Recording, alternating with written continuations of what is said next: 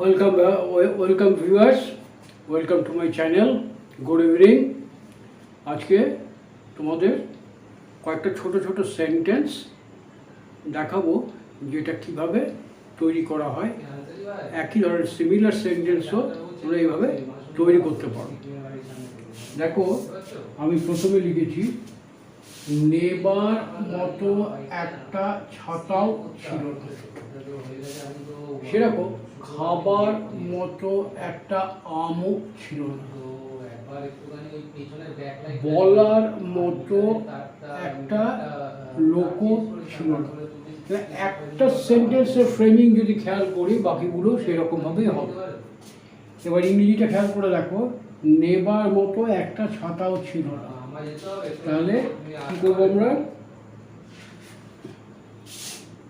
There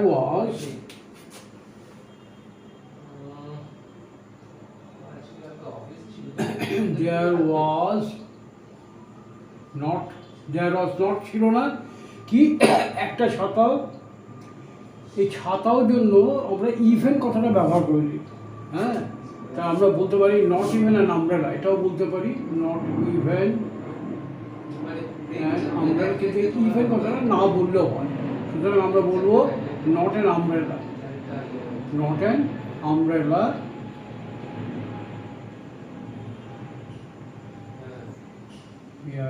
বলে দেখো, নেওয়ার মতো মানে পাওয়ার মতো, নিয়ে যাওয়ার মতো।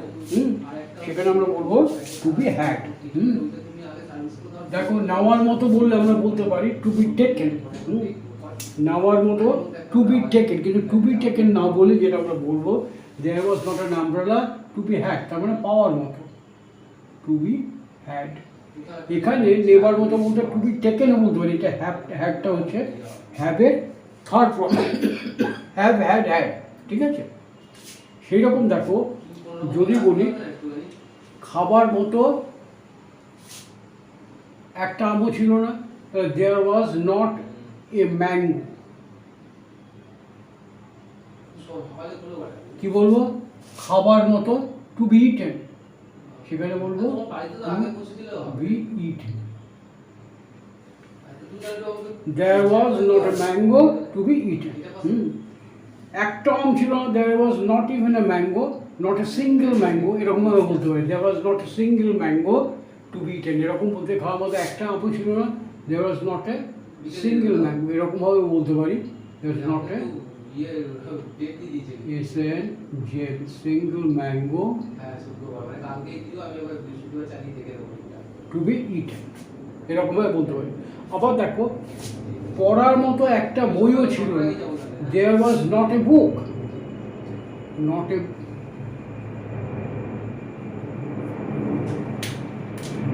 there was not a book to be read. এই যে টু বি, এটা রেডটা হচ্ছে রিডের third form. there was not a book to be read, এরকমভাবে বলতে পারি। বলার মতো একটা লোকও ছিল না, there was not a man, there was not a man, বা not a person, not a single person, এরকমভাবে বলতে পারি not a man অথবা not a person, not even a single person। যেরকম জোর দিতে চাইবো সেরকমভাবে বলবো। একটা লোকও ছিল না, not even a single person, to be ভার্বে কথা বলা, talk, to be talked to, TALKED, talked to, মানে যার সঙ্গে কথা বলতে পারবো। তাহলে there was not a man to be talked, TALKED, talked to, এরকমভাবে মানে এইটা করতে পারবো। তারপর দেখো, যার সাথে দেখা করতে চেয়েছিলাম এই ছেলেটি সে নয়। তাহলে এই পদটা আগে বলবো। এই যে এই ছেলেটি নয়, এই বইটি, এরকম দিস দিয়ে আমরা শুরু করি। This is the book, this is the man, this is the place. এইটি এই জন্য আমরা দিস কথাটা ব্যবহার করি। তাহলে যার সাথে আমরা দেখা করতে চেয়েছিলাম, যার সাথে দেখা করতে চেয়েছিলাম এই ছেলেটি সে নয়। This is not the boy, this is not the boy,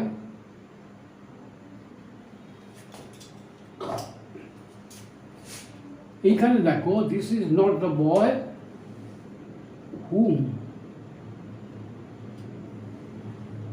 I wanted to meet অথবা see, I wanted to meet অথবা সি, দেখা করতে চেয়েছিলাম। তাহলে this is not the boy I wanted to meet অথবা সি, এই হুমটা হচ্ছে উৎস। যদি আমি এখানে হুম বসিয়ে দিই, তাহলে তোমরা যখন অ্যানালাইসিস করবে তখন দেখবে এই যে I wanted to meet or see, এটা হচ্ছে তোমার কি বলা এটাকে রিলেটিভ ক্লজ বা অ্যাডজেক্টিভ ক্লজ। তার কারণ হুমটা এই বয় নাউনকে কোয়ালিফাই করছে, তখন এটা হবে প্রিন্সিপাল ক্লজ, এটা প্রিন্সিপাল ক্লজ, এটা সাবঅর্ডিনেট রিলেটিভ ক্লজ। বোঝা গেল? যে হোটেলে উঠবো বলেছিলাম এটা সেটা নয়। উঠবো মানে কি, যেখানে গিয়ে থাকবো বলে ঠিক করেছিলাম। উঠবো মানে গেট ইন, ওখানে যেখানে কোথাও পৌঁছানো গেট ইন, কিন্তু গেট ইনও তুমি না বলে আমরা এরকমভাবে বলতে পারি এটা সেটা নয়। This is not the hotel, this is not the hotel. ওহো, যে হোটেলে উঠবো বলেছিলাম মানে থাকবো বলেছিলাম, আমি চেয়েছিলাম আই ওয়ান্টেড টু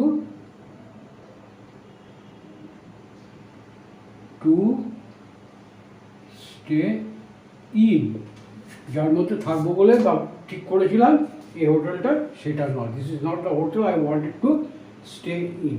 বোঝা গেল? আমি চাই না তুমি ওখানে যাও, আমি চাই না, I do not like, I do not want তুমি ওখানে যাও, I do not want you to go there. I do not like বা ডু নট ওয়ান্ট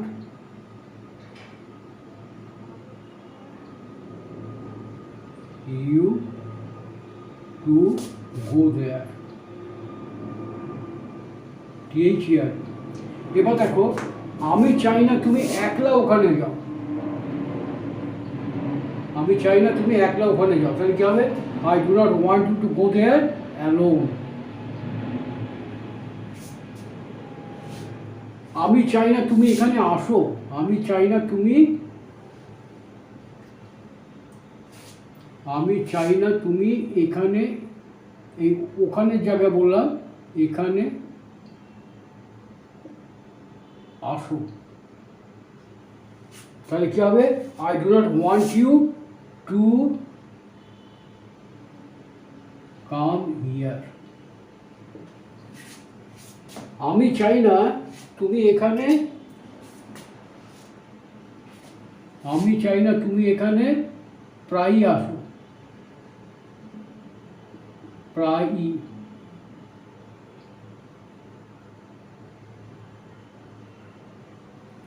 আমি চাই না তুমি এখানে প্রায়ই আসো, I do not want you to come here often.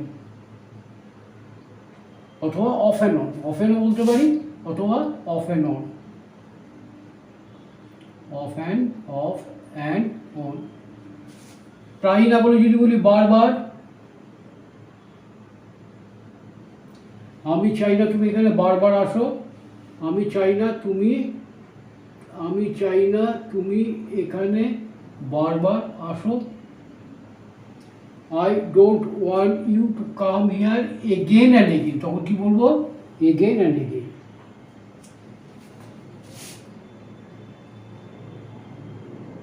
Again and again. বোঝা গেল? মহিম এত তাড়াতাড়ি আসবে বা চলে যাবে ভাবিনি। ভাবিনি মানে আশা করিনি। আই ডিড নট এক্সপেক্ট, আশা করিনি, আই ডিড নট এক্সপেক্ট। দেখো এখানে দুটো অবজেক্ট আছে, দুটো অবজেক্ট। একটা হচ্ছে আশা করিনি, কাকে? মহিমকে। আরেকটা কি? আসতে বা চলে যেতে। তাহলে এরকম যদি দুটো অবজেক্ট থাকে, তাহলে যেটা জীবন্ত অবজেক্ট সেটা আগে বসে। I did not expect Mahim কি এত তাড়াতাড়ি আসবে, I did not expect Mahim to come, এত সো তাড়াতাড়ি, early. I did not expect Mahim to come so early. Mahim এত তাড়াতাড়ি চলে যাবে আমি ভাবিনি। তাহলে কি হবে? I did not expect Mahim to go away. To go away so early. বোঝা গেল? তারপর দেখো, এখনো তোমার ছেলের সাথে দেখা হয়নি। কারো বাড়িতে গেছি, কোনো বন্ধু বান্ধবের বাড়ি গেছি, গল্প গুজব করছি, আরে তোমার ছেলের সঙ্গে তো এখনো দেখা হলো না, দেখা হয়নি। সেরকম ক্ষেত্রে কী হবে? এখনো তোমার ছেলের সাথে দেখা হয়নি। এটা কি? দেখা হয়নি, দেখা হয়েছে পারফেক্ট টেন্স। তাহলে পারফেক্ট টেন্সে দেখা করেছি, I have met your son, I have not met your son. তোমার ছেলের সঙ্গে দেখা হয়নি, I have not met your son. তাহলে I have not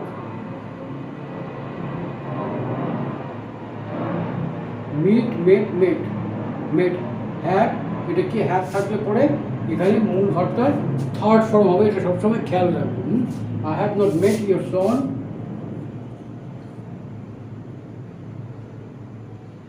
yet. I have not met your son yet.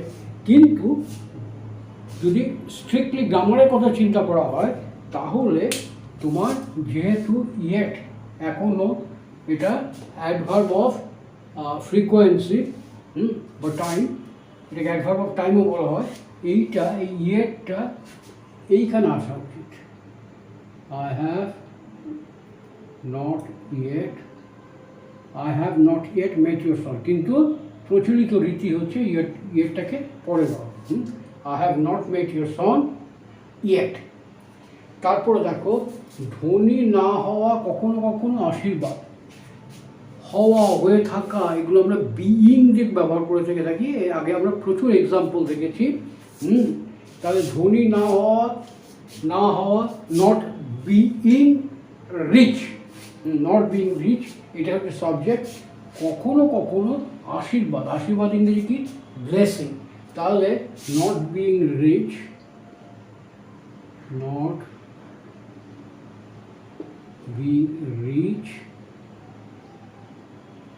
RICH, rich, এইটা সাবজেক্ট। ইজ কখনো কখনো, sometimes,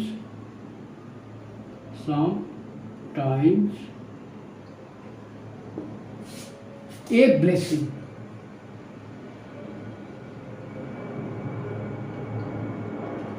তাহলে not being rich is sometimes a blessing. এখানে একটা জিনিস খেয়াল রাখবো, ব্লেসিংটা কি? আশীর্বাদ, নাউন।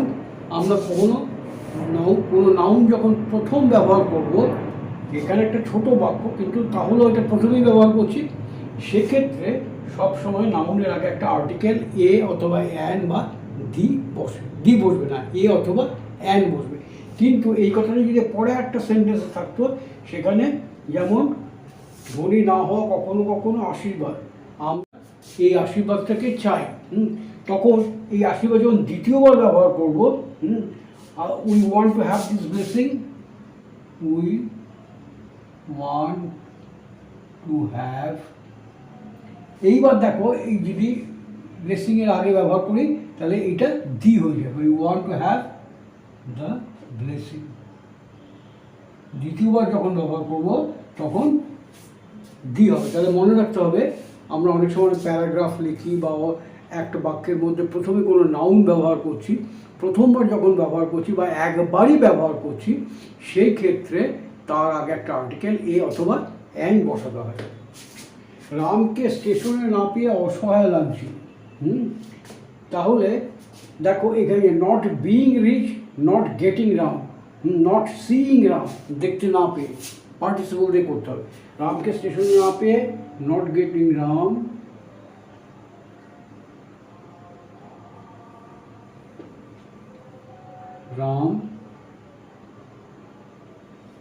স্টেশনে, ইন দি স্টেশন হবে না অ্যাট দি স্টেশন হবে? At the station. Not getting Ram at the station,